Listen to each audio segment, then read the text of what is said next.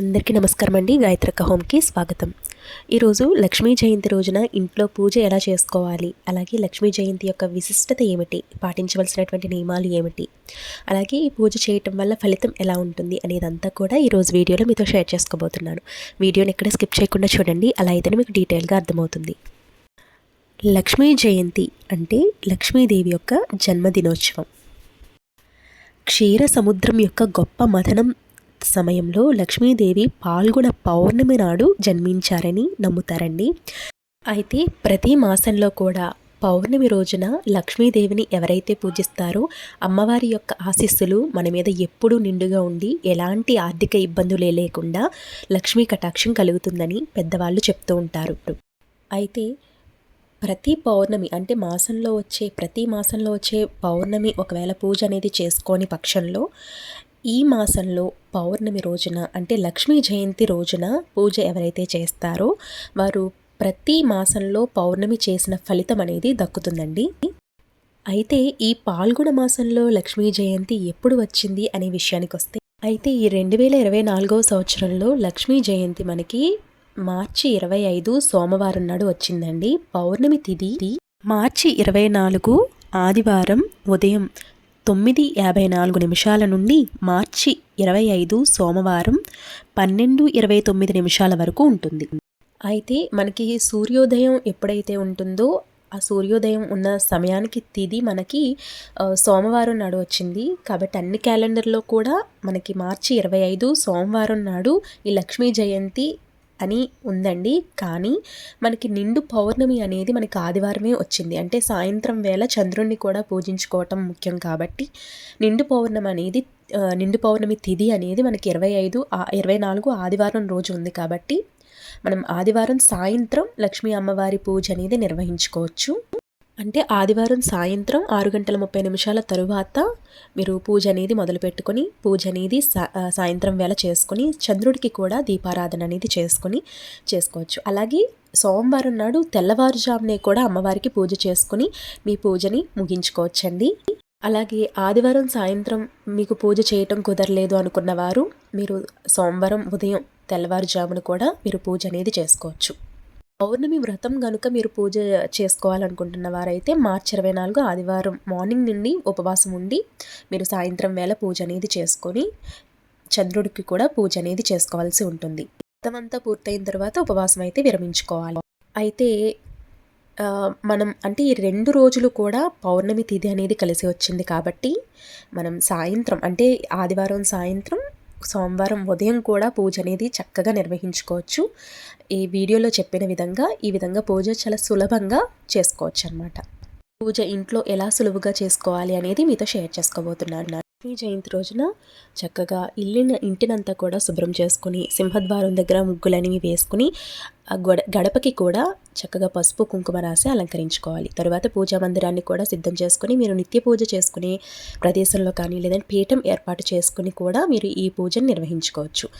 అయితే అమ్మవారి యొక్క చిత్రపటం ఉన్నా పర్వాలేదండి, లేదంటే విగ్రహం ఉన్నా పర్వాలేదు. అలాగే వెంకటేశ్వర స్వామి విగ్రహం కానీ చిత్రపటం కానీ ఉన్నా కూడా ఈ పూజలో పెట్టుకొని పూజ అనేది నిర్వహించుకోవచ్చు. ముందుగా గణపతికి పూజ అనేది చేసుకోవాలి. మనం ఏ పూజ చేసినా ఏ వ్రతం చేసినా గణపతిని స్తుతించుకోవటం ముఖ్యం కాబట్టి గణపతికి పూజ చేసుకుని పసుపు కుంకుమ అలాగే అక్షింతలు పూలతో పూజ అనేది చేసి దీపారాధన చేసి స్వామివారికి బెల్లం ముక్కనైనా కూడా నైవేద్యంగా పెట్టి నమస్కరించుకొని పూజలో ఎలాంటి ఆటంకాలు లేకుండా చూడు స్వామి అని నమస్కరించుకోవాలి. మేము ఏ పని తలపెట్టినా కూడా అందులో విజయం సాధించాలని నమస్కరించుకున్న తర్వాత అమ్మవారికి పూజను నిర్వహించుకోవాలి. ఈరోజు అమ్మవారికి ప్రత్యేకంగా కనకధర స్తోత్రాన్ని కానీ లేదా లలితా సహస్రనామం కూడా చదువుకోవచ్చండి. కనకధర స్తోత్రం చదువుకోవచ్చు. లేదు అంటే అమ్మవారి యొక్క పాటలు నామాలు ఇలా చదువుకుంటూ పూజ అనేది నిర్వహించుకోవచ్చు. ఈరోజు తెల్లని పుష్పాలతో అమ్మవారిని పూజిస్తే చాలా మంచిది. అలాగే మీరు అమ్మవారికి ఇష్టమైనటువంటి పూజా ద్రవ్యాలతో దేనితోనైనా అమ్మవారికి పూజ అనేది చేసుకోవచ్చు. అంటే తామర గింజలు కానీ చిట్టి గాజులు కానీ ఇలా అందంగా అమ్మవారిని అలంకరించుకొని పూజ అనేది చక్కగా నిర్వహించుకోవచ్చండి. అలాగే అమ్మవారికి అభిషేకం కూడా నిర్వహించుకోవచ్చు. ఇలా మీరు ఇంట్లో అభిషేకం చేసుకోలేము అనుకుంటే గుడికి వెళ్ళి అమ్మవారికి అభిషేకం నిర్వహించుకుని ఇంట్లోకి వచ్చి చక్కగా పూజ అనేది చేసుకోవచ్చు. ఇలా పూజ అంతా కూడా పూర్తి చేసుకున్న తర్వాత అమ్మవారికి నైవేద్యం పెట్టుకోవాలి. మీరు నైవేద్యంగా ఏదైనా కూడా నైవేద్యంగా పెట్టుకోవచ్చు. అంటే పాలు కానీ, క్షీరాన్నం కానీ, లేదంటే చక్కెర పొంగలి కానీ, పులిహోర, దద్దోజనం ఇలా ఏదైనా అమ్మవారికి నివేదన అనేది చేసుకోవచ్చు.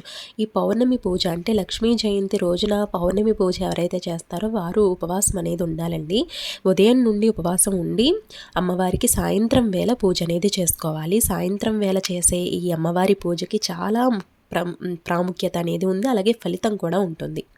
పౌర్ణమి తుది మనకి 25, 24 ఆదివారం పూర్తి పౌర్ణమి అనేది ఉందన్నమాట. ఆ రోజు సాయంత్రం పూజ నిర్వహించుకుని అలాగే చంద్రుడికి కూడా పూజ అనేది చేసుకోవాలి.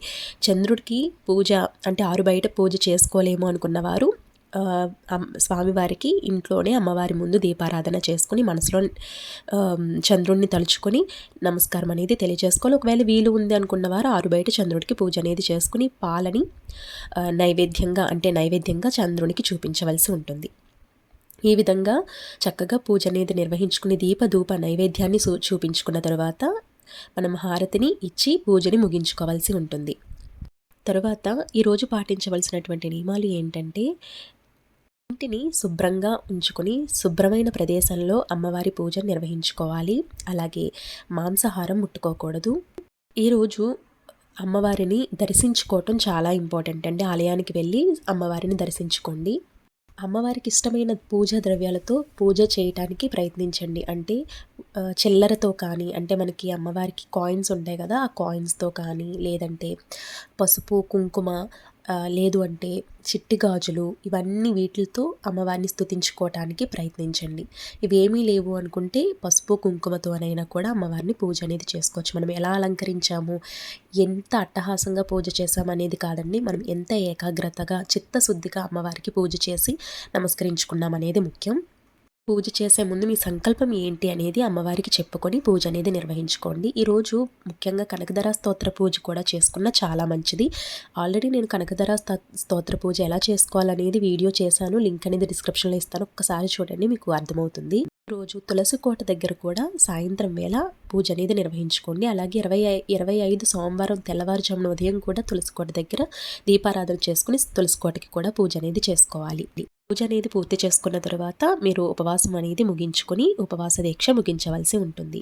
మీరు ఒకవేళ సోమవారం నాడు పూజ చేసుకోవాలనుకుంటే మీరు పూజ చేసుకున్న తర్వాత సాయంత్రం వేళ మామూలుగానే భోజనం అనేది చేయాలండి. ఎందుకంటే 12 గంటలతో తిథి అనేది వెళ్ళిపోతుంది కాబట్టి మీరు సాయంత్రం భోజనం అనేది చేసేయవచ్చు. తిథి ఉన్నప్పుడు మాత్రమే పూజ నిర్వహించుకుంటే మంచిది. కాబట్టి ఈ విధంగా చక్కగా అమ్మవారికి పూజ అనేది నిర్వహించుకోవచ్చు. ఐ హోప్ ఈ వీడియో మీకు నచ్చిందని అనుకుంటున్నాను. మీకు ఏమైనా డౌట్స్ ఉన్నాయనుకుంటే నాకు కమెంట్ సెక్షన్లో చెప్పండి, డెఫినెట్గా మీతో షేర్ చేస్తాను. మరొక వీడియోతో మళ్ళీ మీ ముందుకు వస్తానండి. అలాగే మన ఛానల్ని ఫస్ట్ టైం చూస్తున్నట్లయితే వెంటనే సబ్స్క్రైబ్ చేసుకుని పక్కనే ఉన్న బెల్ బటన్ యాక్టివేట్ చేసుకోండి. Thank you for watching. మీ గాయత్రక్క.